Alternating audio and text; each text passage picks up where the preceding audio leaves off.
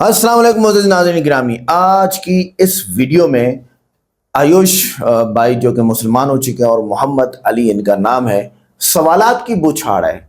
ये सवाल क्यों नहीं करता हिंदू कि इस बंदे के मुसलमान होने के बाद इतने सवालात क्यों हैं? क्यों हिंदू इस बात को नहीं करते? बात यह है कि जितने भी इंडिया के अंदर रहने वाले हिंदू हैं, ये कल्चर और बाप दादा के दीन और पंडित की बात को मानते हैं बस। ना तो ये कानून को देख रहे हैं और ना ही ये अपने मजहब की किताब पे चल रहे हैं। तो फिर ये तो अंधेरे में तीर चलाना हुआ ना, ये तो गुमराही हुई, ये तो भटकाव हुआ, आप भटक गए ना। फिर तो इससे क्या होगा? इससे ये होगा कि आपके मुल्क की तरक्की रुक जाएगी, आप अपने मुल्क के दुश्मन बन जाओगे, आगे बने हुए हो। आइए देखते हैं यहाँ पर आयुष ने क्या बोला, दूसरा नया इंटरव्यू है उसमें क्या बोला, और तीसरी बार मौलाना ने क्या बोला कि देखो मजहब की आजादी नहीं मानते हो तो फिर इंडिया के कानून को नहीं मानते हो आप। आइए देखते हैं। वीडियो को लाइक करें, चैनल को सब्सक्राइब करें, वीडियो को व्हाट्सएप पे जरूर शेयर करें, कमेंट करके बताइएगा वीडियो कैसी लगी। बात पॉइंट क्या है कि अगर आप मजहब की आजादी नहीं मानते हो तो आप अपने कानून को नहीं मानते हो। आइए देखते हैं। कि एक साजिश के तहत प्रॉपर्टी हड़पने के लिए पूरी साजिश रची गई। ये प्रॉपर्टी आप आज ले लो मेरे से, एक हाथ में सूरज एक हाथ में चांद दे दो, मुझे इस वास्ते कोई मतलब नहीं है। मैं इतना जुड़ा हुआ आदमी, ये मेरी टुट्टी से यहाँ बाइक खड़ी होगी, मैं तो धरती से जुड़ा आदमी। सरकार मुझे नहीं चाहिए सब ये नाम फाम फेमस। देख तो लो छोटे छोटे से कैसे ये हो जावे। जी ने आरोप लगाया है कि आपका ब्रेन वॉश किया गया और आपने अपना जो गेटअप है, अपना नाम है, वो सब बदला। सरकार मेरे पास में कोई प्रेशर नहीं हुआ, ना प्रेशर से कुछ हो सकता। अल्हम्दुलिल्लाह अल्हम्दुलिल्लाह अल्हम्दुलिल्लाह आई एम मुस्लिम। प्रेशर मेरे पास अब बनाया जा रहा है, ऐसे कोई भी नहीं देख रहा। इतना ज़्यादा प्रेशर है, तुम देखो मैंने कभी किसी के साथ बात भी नहीं करता, कस्टमर आए टू द पॉइंट बात करी चला गया। अब वो लोग क्या कर रहे हैं, मेरे पे प्रेशर बना रहे कि अल्लाह का हिंदू बनेगा तो रहने देंगे, हिंदू बनेगा तो ये करने देंगे, ये करेंगे। तो इतना ज़्यादा माहौल नहीं खराब करना चाहिए। मेरे पास तो आर्टिकल 26-25 क्या है, उसके हिसाब से मेरी इजाज़त है ना। मैंने कोई गलत तो नहीं करा। मुझे कहोगे मैंने गलत करा, मैं देश छोड़ दूँ?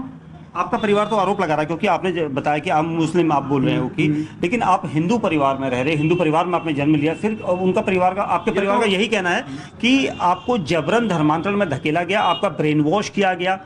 जैसे अभी वो न्यूज़ रिपोर्टर वाले भैया कहते हैं शिफ्ट होने मेरे पे, तो वो भी बता रहे थे, कहने लगा इन्होंने कहा कि वो मंदिर में तो जा भी नहीं था और ये काम नहीं कर रहा था। धीरे धीरे करके कई सारी चीज़ें ऐसी थी, इंट्रोवर्ट टाइप का था थोड़ा सा, पर सीखता था बहुत ज़्यादा। जब मेरी इंस्टाग्राम की आईडी भी वायरल हो रही है, उसमें भी आप देख लो कि मान लिया जब मैंने ड्राइंग बनाई तो अच्छे तरीके से उसको सीखा और सारे काम करे। जब मैंने ये अपना कॉइन कलेक्शन करा, उसको सारा वो करा, 100 सर थे हमारे, उनसे सीखा था।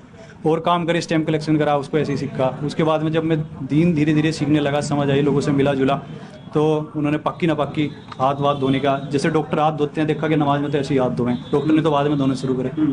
ये बताइए, आपको जो परिवार ने ये भी बोला कि पाकिस्तान से आपको ब्रेन वॉश करने के ऐसे वीडियोस दिए जा रहे हैं। वो तो डॉक्टर इसरार अहमद से जो अजीब मेरी, जब उन्होंने कहा कि लगा अपनी डिटेल दो, मैंने अपने नंबर दे दी, अपनी सारी चीज़ें दे दी। उन्होंने निकालने का ऐसा कुछ है कि सरकार की मर्जी के बिना हो जाता सारा काम, ये सरकार को ऐसे पता ही ना लगने का। मेरे पाकिस्तान में कहा आपको पाकिस्तान में बैठे इसरार अहमद का वीडियो? मैं तो पूरी दुनिया की देखूँ। मैंने कहा कि डॉक्टर इसरार अहमद की वीडियो मुझे ज़्यादा अच्छी लगे। वीडियो तो मैं सभी की देखूँ, ऐसे तो बहुत लोग हैं। अब भी इनसे डॉक्टर साहब से किसकी, डॉक्टर जावेद अख्तर से बहस वो दिखाई गई थी ना, एक म्यूचुअल अंडरस्टैंडिंग के साथ में बहस दिखाई थी। सबने अपना मत रखा था, एक अच्छे प्लेटफॉर्म पे तरीके से बात करी थी, तो उन्होंने अपनी बात बताई। कोई डॉक्टर जावेद के बारे में कह रहे, कोई इनके बारे में कह रहे, जिन्होंने स्टेडियम में नाम भूल रहा हूँ उनको, मौलाना का। तो सब अपनी बात रखे, अगर जेन्युइन तरीके से बात रखे, जिसको जो अपनाना उसकी मर्जी है, तो आज़ाद देश में पैदा हो रहा। ये चांदनी कब आपके संपर्क में आई, कितने साल पहले आई? चांदनी संपर्क में आई थी करीब 6-7 साल पहले के आसपास। कैसे संपर्क में आई? मैं फिजियोथेरेपी कराने जाता था, मेरे शोल्डर में इंजरी थी बचपन से, स्कूल टाइम से। तो वो वहाँ क्या करती थी? वो फिजियोथेरेपी कराती थी, वो तो फिजियोथेरेपी कराने जाता था। ये नहीं कि मैं रेगुलर ही जा रहा, कभी कभार चलेगा, 1-2 दिन चलेगा। वहीं पर आप दोनों अट्रैक्ट हो गए एक दूसरे से? तब मैं मिला। कोई दोस्ती अट्रैक्शन है, ये नहीं है तो मैं दोस्ती करने जा रहा है, वो दोस्ती करने को बैठी। वो तो अपना काम पे जा रही, मैं अपना फिजियोथेरेपी। तब तक आप आयुष थे? मैं तो आज भी आयुष में, हमने नाम थोड़ा हटाया अपना। नहीं, आपने अभी बताया था कि आपने मुस्लिम धर्म अपना लिया है। तो मुस्लिम धर्म अपना लिया, तो मुस्लिम धर्म आज थोड़ा अपनाया मैंने, वो तो बहुत साल से। नाम आप नहीं चेंज करना कि अगर नाम चेंज करो तो मुसलमान हो, नाम आपने खुशी कर लिया, मुसलमान हो आप हो नहीं। दीन तो अपना दिल से है ना। आपने बताया था कि अभी आपने कोई रहमत अली है, क्या नाम रखा अपना? मोहम्मद अली नाम रखा है। तो जब आप वहाँ पर फिजियो के लिए जाते थे, उस दौरान आप आयुष मलिक थे या मोहम्मद अली थे? नाम मेरा आयुष मलिक था, मुसलमान में बन चुका था। बन नाम चुके मेरा थे। आयुष मलिक था, नाम तो मेरा आज भी आयुष मलिक है, डॉक्यूमेंट तो मेरे अब भी आधार कार्ड तो मेरा वही है, मैं कोई सेकंड आधार कार्ड थोड़ा ले रहा। लोग बाग कहें कि अल्लाह नकली बन जावे, नहीं, मगर वही तरीके से फिर करेंगे। आपके परिवार ने आरोप लगाया था कि जो एफआईआर जो हुई है उसके अकॉर्डिंग आरोप लग रहे हैं कि आपकी जो करोड़ों की प्रॉपर्टी है आपके पिता और आप लोगों की, आप इकलौते बच्चे हो और इसलिए आपको आसपास पहले प्रेम जाल बनाया गया, उसके बाद आपको जबरन निकाह करवाया गया, पाकिस्तान से ब्रेन वॉश करने के वीडियोज आपको बताए गए। ना तो सर ब्रेन वॉश होता, फिर प्रेशर मेरे पास अब हो रहा हिंदू बनने के लिए, ठीक है। फिर तीसरी बात उसकी कि प्रॉपर्टी की बात मैंने अपने घर वालों से कह रखा कि बस ये दुकान तुमने मेरे नाम कर रखी, बाकी तो उन्होंने ले ली थी। और वो आराम से दे करके जब उनको ऐसा असरात लगे जो भी, और फिर वो कहने लगे कि बस मुझे इसका अफसोस हो रहा कि ये है। मगर जी बाबूजी तुम आज ले लो, पर ये तुम्हारे और मेरे बीच में नहीं आनी चाहिए।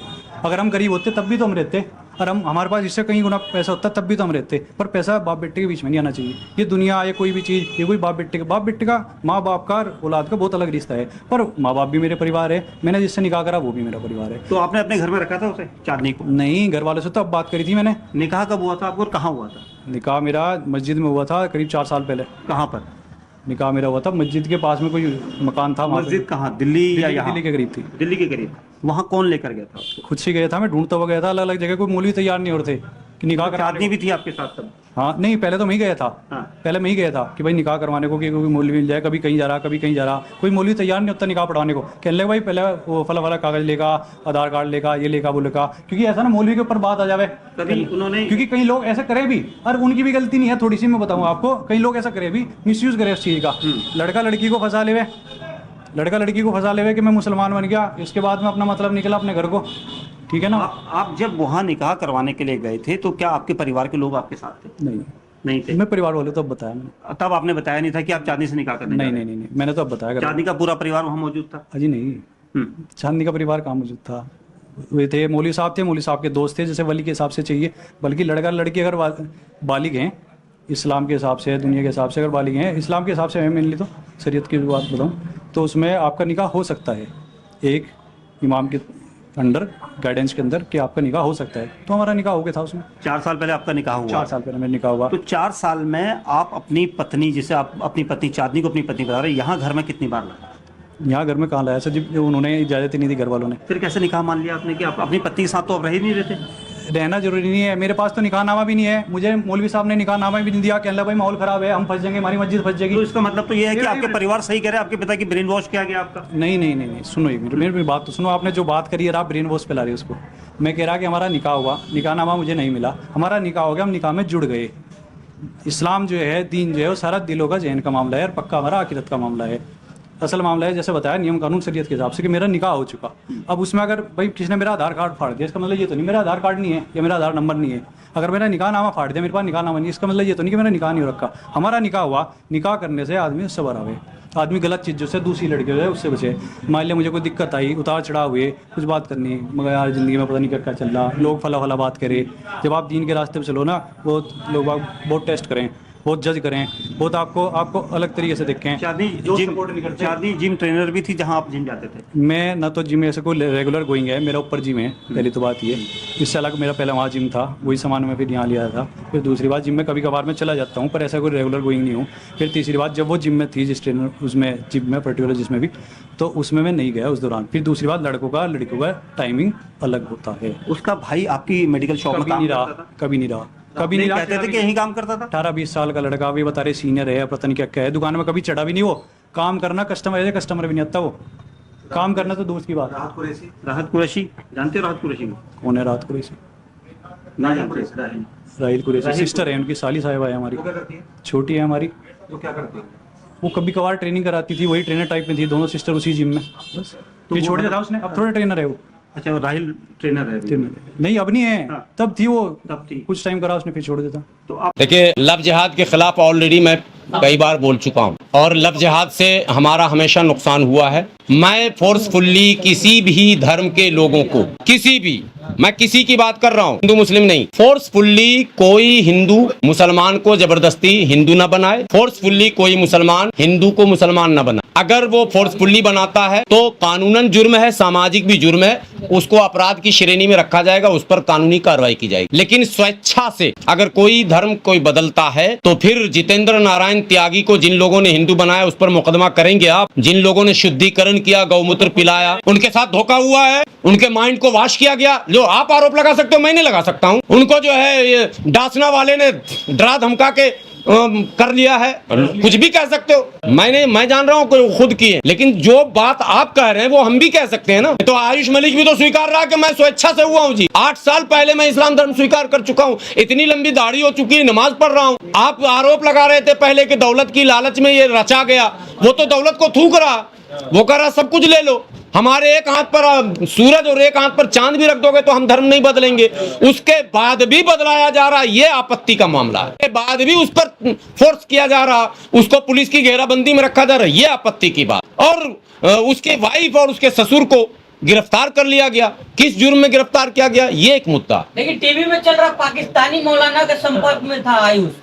अरे भाई, जिस मौलाना का नाम लिया जा रहा वो 16 साल पहले मर चुके हैं। आयुष 2008 में इस्लाम कबूल किया, वो 2010 में मर चुके हैं। संपर्क कैसे हो जाएगा? इतना आसान काम है। रही बात वीडियो सुनने की, सुनिए, वीडियो सोशल मीडिया पर सरकारें खुद जो है फिल्टर लगा दें। पाकिस्तान की खबर, पाकिस्तान का यूट्यूब चैनल, पाकिस्तान का सोशल मीडिया यूज़र, इंस्टा हो, फेसबुक हो, ट्विटर हो, ऐसा कोई फिल्टर लगाइए कि वो उधर का उधर ही रह जाए, सरहद के उधर इधर ना आए। वो फिल्टर तो आपके पास है नहीं। हम इंग्लैंड को देखना चाहें, हम जर्मनी को देखना चाहें, पाकिस्तान देख तो रहे हैं सब सोशल मीडिया पर। यहाँ तो चिंग चौंग चौंग भी आ जाता है, पता है कि नहीं? और जब आप फेसबुक पर रहेंगे तो हिंदी, उर्दू, बंगला के साथ साथ चुंग चंग चिंग भी चलने लगता है, चाइनीज भी। कौन कहाँ कनेक्ट हो जा रहा और किसमें किसकी दिलचस्पी हो रही है। ये फ्री फायर जो खेल रहा है लड़का सब, ये कहाँ से चल रहा? ये किस देश की शादी से? ये मुझे चावल नहीं खाना, रोटी खाना मेरी मर्जी है, मुझे दाल नहीं खानी, सब्जी खानी मेरी मर्जी है। लोग कह रहे हैं योगी मोदी के सख्त डंडे के सामने तो ये काम कर रहे हैं ये मौलाना लोग, ये ना रहेंगे तो क्या होगा? नहीं, ना रहेंगे तो भी मुसलमान हिंदू बन चुका और हिंदू मुसलमान बन चुके, ये हमेशा से हुआ। ये जो काशी का विवाद है, 2 भाइयों का विवाद है, वो हिंदू मुसलमान का ही है। बिहार शरीफ नालंदा में एक जगह है, वहां एक बहुत बड़े सर्जन है डॉक्टर इसरी अरशद, उनके दूसरे सगे भाई हैं दोनों डॉक्टर मिस्री, दोनों हिंदू, दोनों का बाप हिंदू, दोनों सगा भाई हिंदू। अभी मैं ऑपरेशन, मतलब ये वाला जो देख रहे हैं, ये इतना बड़ा ट्यूमर था, ये ऑपरेशन वहां कराया। डॉक्टर इसरी अरशद फरहत क्लिनिक के नाम से है नालंदा बिहार शरीफ में, और उसका सगा भाई डॉक्टर मिस्री है। जाओ ना वहां जाकर डॉक्टर इसरी से बात करो, वो मुशायरा भी कराता। इस्लाम ही कबूल नहीं किया, वो उर्दू से बड़ी दिलचस्पी उसकी है, उर्दू अदब का आदमी है, वो पढ़ा लिखा आदमी है, सर्जन भी है। ये सब चलता है। इंसान को इसकी आज़ादी इस मुल्क में दी गई है भाई, वो अपनी मर्जी से मुताला करे, अध्ययन करे, किसी धर्म को बेहतर समझ के कबूल कर ले। पैसा लूटने के लिए सब साजिश चांदनी कुरैशी ने रची है। तो पैसा तो वो मांग ही नहीं रही है, वो तो इंसाफ मांग रही है। आप इंसाफ नहीं दे रहे हो। जिसका आरोप लगा रहे हो वो बंदा भी कह रहा हमें नहीं चाहिए पैसा, हमें तो प्रॉपर्टी में शेयर भी नहीं चाहिए, वो तो सब कुछ कुर्बान कर रहा। फिर आप जबरदस्ती आरोप लगा रहे हैं तो गलत आप है ना। मोदी वाला हिंदू भी बनेंगे, जनेऊधारी शिव भक्त भी बनेगा, नहीं चलेगा। 1000 जनेऊ पहन लो, अब 25 बार डुबकी लगा लो, मोदी नहीं बन सकते आप, वो ब्रांड अलग है। योगी नहीं बन सकते आप, चाहे शिव भक्त बन जाओ या दुर्गा जी की भक्ति करो या हनुमान जी की भक्ति करो या लंगोट पहन के हनुमान जी की तरह गदा लेके घूमो, किसी कीमत पे। सारे कांग्रेसी तुम गदा लेके घूम लो, सारे सपाही तुम गदा लेके घूम लो, अखिलेश यादव एक मंदिर नहीं 5-6 और मंदिर बना लो, ममता बनर्जी भी मंदिर बनाई थी। मैं कह रहा हूं ब्रांड हिंदू पर कॉपीराइट भारतीय जनता पार्टी का है, वो आप ले ही नहीं सकते हो। योगी के पांव के बराबर आप हिंदुत्व के मामले में नहीं आ सकते हो। फिर इस पागलपन का किसने सलाह दिया, किसने मशवरा दिया, किसने बताया कि आपको हिंदू बनना है? आपको भारतीय क्यों नहीं बनना? आपको इंसान क्यों नहीं बनना? आपको अम्बेडकरवादी और संविधानवादी क्यों नहीं बनना? यह मेरा सवाल है। हिंदू बनेंगे, टीका लगाएंगे और फिर दूठो शेरवानी वाले मुसलमान को लाके उल्टा बुलवाएंगे, देश में माहौल खराब कराएंगे। क्या तमाशा इस देश के अंदर कर दिया गया। ये सब मिलकर तमाशा कर रहे हैं। तमाशा बंद कीजिए, आने वाले दिनों में बहुत खराब आहट आ रही है, आहट। अगर यही तमाशा होता रहा, मुल्क के अंदर अविश्वास बढ़ जाएगा, असंतोष बढ़ जाएगा, गैर यकीनी का माहौल होने लगेगा। जिसके लक्षण दिखने लगे यकीन का माहौल बनाइए। ये हिंदू मुसलमानों के बीच जो खाई बड़ी से बड़ी होती जा रही है, वो सब इंडिया गठबंधन की वजह से हो रही है, भाजपा की वजह से नहीं। भाजपा तो ठोक के बरांडम मेल्टर बना हुआ है, वो तो माने ढोल पीट के कह रहा हम हिंदू हैं, उसके नेता कह रहे हैं मुसलमान का काम भी नहीं करेंगे, हमें मतलब भी नहीं है। ये इंडिया गठबंधन वाले जो कहते हैं सबको हम लेकर चलते हैं, मोहब्बत की दुकान भी खोलते हैं, उस मोहब्बत की दुकान में आपके पास ये ड्रामा कब से आ गया? मोहब्बत की दुकान में इंसाफ की बात हो, जुल्म चाहे हिंदू के साथ हो, मुसलमान के साथ हो, सिख के साथ हो, ईसाई के साथ हो, बौद्धिस्ट के साथ हो, जैनी के साथ हो, चाहे नास्तिक के साथ हो, जुल्म के खिलाफ मजलूम की हिमायत में खड़े होंगे। घोड़ा कॉलोनी में एगो भी नजर आया इंडिया गठबंधन वाला? आपको नहीं आया ना। भाजपा तो अपना काम कर रही है, भाजपा को आप कैसे बेईमान कहेंगे? उसने जो कहा वो किया, वो जो कह रहा वो कर रहा, लेकिन आप जो कह रहे हैं वो नहीं कर रहे हैं, इसलिए आपको हिंदू भी रिजेक्ट करता है और मुसलमान भी आपको रिजेक्ट कर रहा है। ये आपके साथ चलकर हम इस देश की व्यवस्था को अब बदल नहीं सकते हैं। व्यवस्था बदलने के लिए हमें पहले अपना रास्ता बदलना होगा। मुसलमानों को जितना लानत भेजिए, अल्लाह तबाह करे उस मुसलमान को जो जाता है नमाज भी पढ़ने और मुखबिरी भी करता, अल्लाह उसको बर्बाद कर दे, तबाह कर दे या हिदायत दे दे। दो ही चीज हो सकता है।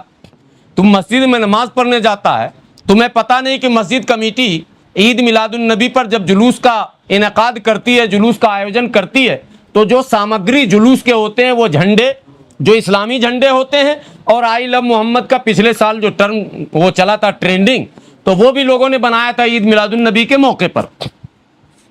हम लोग धरना प्रदर्शन करते हैं जंतर मंतर पर, दिशान भाई भी कई बार हमारे साथ धरना प्रदर्शन में रहे। हम लोग भी प्ले कार्ड बनाते हैं, तो प्ले कार्ड जब बचता है तो उसको लाके दफ्तर रखते हैं। झंडा बचता, आप देखिए पीस पार्टी का झंडा मेरे यहाँ पड़ा हुआ, भाई इस्तेमाल होगा, बचेगा, लाके रखेंगे। झंडा से प्रेम होता है लोगों को, वो अगले प्रोग्राम में काम आता। तो मस्जिद कमेटी ने आयोजन किया, मस्जिद कमेटी में वो रखा हुआ था। वो कागज का प्ले कार्ड जिसमें आई लव मोहम्मद लिखा है, वो कब से आपत्तिजनक हो गया? अब ये सब खबर जमीयत उलमा को नहीं है, जमात इस्लामी को भी नहीं है, शायद जमीयत अहले हदीस को भी नहीं है, मुस्लिम पर्सनल लॉ को भी नहीं है, उलमा मशाइख बोर्ड को भी नहीं है, और इंडिया गठबंधन को भी नहीं, किसी को है ही नहीं। मुकदमे हो गए। सब दो, मैं यही कह रहा हूं, किसी को खबर, फ्राइडे को उठाएंगे। मैं किसी को खबर नहीं, और मुखबिर ने पुलिस को खबर दी और खबरें यह बनी कि आपत्तिजनक सामग्री मस्जिद में पाई गई। क्या था जी आपत्तिजनक? तो आई लव मोहम्मद लिखा हुआ पोस्टर था। अब आई लव मोहम्मद लिखा पोस्टर जब आपत्तिजनक सामग्री कहा जाएगा, और चांद तारे, वो अर्ध चंद बोलते हैं हिंदी में, हाफ मून, ठीक है। अरे भाई मुसलमान उस झंडे को रोज ढो रहा है, तो नया थोड़ा ना। इंडियन यूनियन मुस्लिम लीग के झंडे में भी अर्ध हाफ मून है, ठीक है। और हमारा जो ईद मिलादुन नबी और मुहर्रम में जुलूस निकलता, उसमें जो झंडे होते हैं उसमें वही चांद तारा ही होता, कोई तीसरा। अब पाकिस्तान ने भी चांद तारा बना लिया, तो मैं उसका ठेका थोड़ा न लिया हूं, ठीक है। पाकिस्तान ने 2 तारा बढ़ा लिया, वो 3 तारा लगाता, पता नहीं उसके झंडे में 3 तारा शायद, और बाहर जहन्नम में जाए पाकिस्तान, हमें उससे क्या मतलब है? हम अपना झंडा, ये इस्लामी झंडा हमारा, पाकिस्तान का तो प्रॉपर व्हाइट और ग्रीन और क्या क्या है वो पता नहीं। तो इसको आपत्तिजनक करार देके मुकदमा कर दिया गया मस्जिद कमेटी पर। मुकदमा करने वाले अफसर से किसी ने यह नहीं पूछा कि किस माने बीएनएस के कौन सी धारा में आई लव मोहम्मद का पोस्टर और वो इस्लामी झंडा आपराधिक हो गया। बीएनएस की कौन सी धारा? कौन पूछेगा? कोई नहीं पूछेगा, क्योंकि जिसको पूछने के लिए मुसलमानों ने रखा है उससे ही अब हम पूछ रहे हैं। यही तो हो रहा। हर मौके पर पिछले 5 साल से मैं देख रहा हूं कि भाई ये जागते हैं, 1 हफ्ते बाद जुमा का इंतजार करते हैं, फिर जुमा में ये एक तकरीर करते हैं, फिर उल्टा सीधा काम करते हैं, जुमा की भीड़ को बाहर निकालते हैं, जिस चीज से हम नफरत करते हैं। भाई जुमा को क्यों, जुमा और जामे मस्जिद का इस्तेमाल क्यों? आप मुद्दे पर क्यों नहीं खड़े होते हैं? चाहे वो संडे हो, मंडे हो, ट्यूसडे हो, वेडनेसडे हो, थर्सडे हो, फ्राइडे होना है। मुसलमान बेचारा नमाज पढ़ने आएगा, उसको सड़क पर निकाल देगा, फिर देश में दंगे का माहौल बनेगा, फिर उस पर आरोप लगेंगे, फिर गिरफ्तारियां होंगी, फिर वो जेल जाएगा। यही कहानी अब तक हो रही है। इस कहानी में बरेली में वो बेचारे हजरत भी अब तक जेल में है, और हजरत के साथ बहुत सारे लोग अब तक जेल में। भैया वक्त पर मौके पर जागिए। मैं अपनी तरफ से, कई लोग कमेंट में कहते हैं अब ऊपर वाले ने मुझे दिमाग और हिम्मत दिया तो मैं क्या करूं, कहीं फेंक दूं जाकर। कमेंट में कुछ लोग लिखते हैं अंधभक्त, किसी के भी होंगे अंधभक्त। खुला दिल को खुला रखिए पहले कि आप इतना बोलते हो तो आप करते क्यों नहीं हो। ओवैसी साहब, मदनी साहब, सरेंडर कर दें, कल पूरे मुल्क का मैं ही करना शुरू करूंगा। बेवकूफ आदमी, मैं कह जो रहा हूं पहले वो बताओ, सही कह रहा हूं या नहीं कह रहा हूं। इस बात पर सबको खड़ा होना चाहिए या नहीं होना चाहिए। या तुम कांग्रेसी मुसलमान, सपाई मुसलमान, बासपाई मुसलमान, भाजपाई मुसलमान बनोगे, या बरेली बनोगे, देवबंदी बनोगे, अहले हदीस बनोगे, शिया बनोगे, सुन्नी, क्या बनना चाहते हो। सब कुछ तुम बन रहे हो मगर मुसलमान और भारतीय नहीं बन पा रहे। भारतीय संविधान पर बात नहीं करना चाहते और इस्लाम पर बात करना नहीं चाहते। तुम हमेशा खेमों में बटे रहते हो और एक दूसरे पर तनकीद करते हो। तुम बोल रहे हो तुम क्यों नहीं कर सकते। मेरे शामली जाने में और इमरान प्रतापगढ़ी के शामली जाने में प्रशासन पर किस पर असर ज्यादा पड़ेगा ये बताइए आप। अखिलेश यादव के जाने में और मेरे जाने में फर्क किस पर पड़ेगा। अखिलेश यादव का प्रभाव पड़ेगा, राहुल गांधी का प्रभाव पड़ेगा। अच्छा, राहुल गांधी ऐसा नहीं कहीं नहीं जाते, जाते हैं कई जगह, गिरते पड़ते भी जा चुके हैं, हाथ पैर भी मैंने चोट लगवा चुके हैं। दीपक क्या गए तो है भी। मैं बता तो रहा हूं, ये गिरते पड़ते भी गए थे, हाथरस गए थे, गिरते पड़ते रोड पे 3-4 बार गिरे भी थे। मगर मुसलमान के घर नहीं जाना है क्योंकि उससे हिंदू वोट मतलब उनका खिसक जाएगा। बेवकूफ बनाना छोड़ दीजिए। हिंदू बेवकूफ है क्या जो खिसक जाएगा। हिंदू देख रहा है कि आप मुसलमानों का भी अपीजमेंट कर रहे हैं और हिंदुओं को भी धोखा दे रहे हैं। अगर आप सच काम करोगे तो हिंदू भी आपके साथ, मुसलमान भी आपके साथ। आप अगर सही आवाज उठाओगे तो हिंदू भी आपके साथ, मुसलमान भी आपके साथ। आप दाएं बाएं काट रहे हो। तो नाज़रीन ग्रामी, ये थी आज की इंटरेस्टिंग वीडियो जिसमें आयुष मोहम्मद अली, नौ मुस्लिम, जिसके साथ इस वक्त बहुत भयानक इंटरव्यूज चल रहे हैं, कहीं पे फंस जाए। उसने सारा डेटा दे दिया, सारे अकाउंट्स दे दिए। इल्ज़ाम लगाए जा रहे हैं कि आपको पाकिस्तान से रब्ता। डॉक्टर इसार अहमद साहब जो 2010 में वफात पा चुके हैं और उनके बयानात, उनकी तरतीबें वाकई वो असरअंदाज थी। लेकिन एक आदमी खुद मुसलमान होना चाहता है। कितने लोग हिंदू हुए हैं और किसी ने आके इदारे में दर्ज कराया, FIR कटाई कि अभी फलां मुस्लिम हिंदू हो गया, फलां ईसाई हिंदू हो गया, फलां क्रिश्चियन, फलां जो पारसी हिंदू हो गया। किसी ने आके कराई है उस वक्त। तो भाई आप लोग, मतलब ये कि मीठा मीठा हप हप और कड़वा कड़वा थू थू, ये गलत है। इस तरह आपका ज़मीर भी आपको कोसेगा, इस तरह आपका मजहब भी आपको गलत कहेगा। फिर पंडितों पे मुझे गुस्सा आता है, बैठ के खामोश बैठे हैं, धातु कहीं के खा रहे हैं, बस बोलते नहीं है यहाँ पे। ओ भाई, जिस तरह आज़ादी तुम्हें है ऐसे आज़ादी सबको है, क्यों इस तरह कर रहे हो भाई, ये गलत है। इसलिए मैं सबूत के साथ बात करूंगा। अगर भारत का आइन हर शहरी को मजहब इख्तियार करने की आज़ादी देता है तो इस्लाम कबूल करने वालों को निशाना क्यों बनाया जाता है। अगर कानून सबके लिए बराबर है तो नौ मुस्लिमों पर दबाव क्यों डाला जा रहा है। ये आपकी गलती है। पूरी दुनिया आपको देख के बैठ के हंसते हैं लोग सोशल मीडिया पे। ना तो आप सोशल मीडिया को बंद कर सकते हो, ना यूट्यूब को, ना फेसबुक को, ठीक है ना।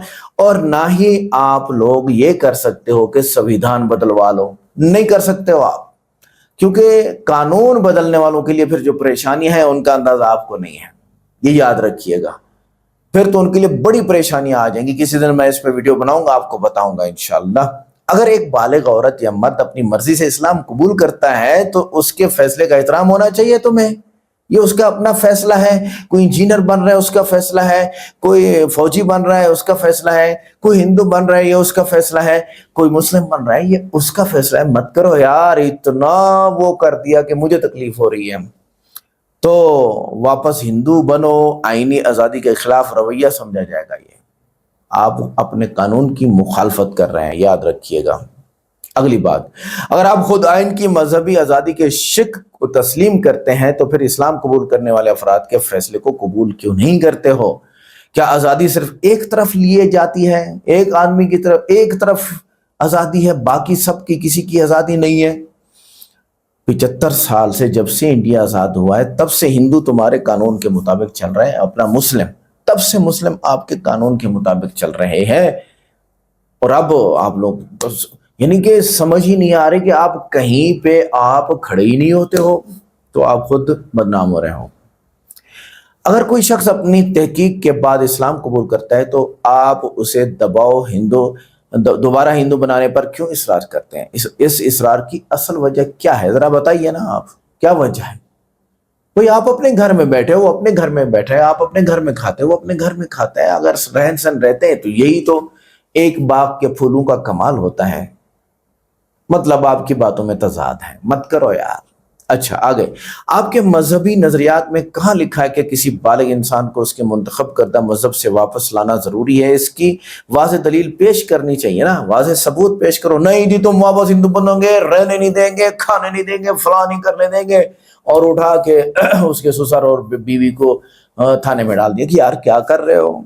अगर आप अपने मजहब को सच्चा समझते हैं तो दलील, अखलाक और गुफ्तगू के जरिए बात करें ना।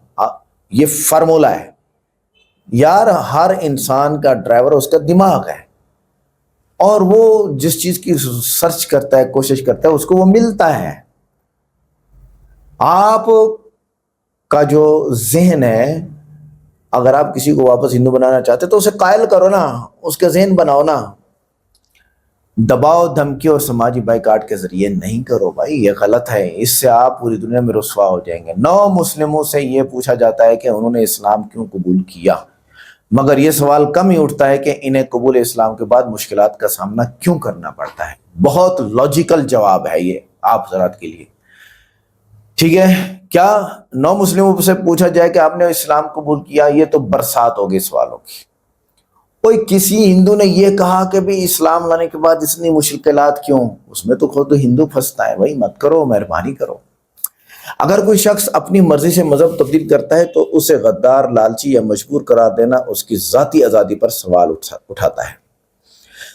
9 मुस्लिमों पर नहीं बल्कि सवाल 9 मुस्लिमों पर नहीं बल्कि इस माहौल पर होना चाहिए जहां मजहबी इंतखाब की वजह से लोगों को खौफ और दोबारा दबाव का सामना करता पड़ता है। तुम्हारा माहौल खराब है, कल्चर तुम्हारा गड़बड़ हो गया है भाई।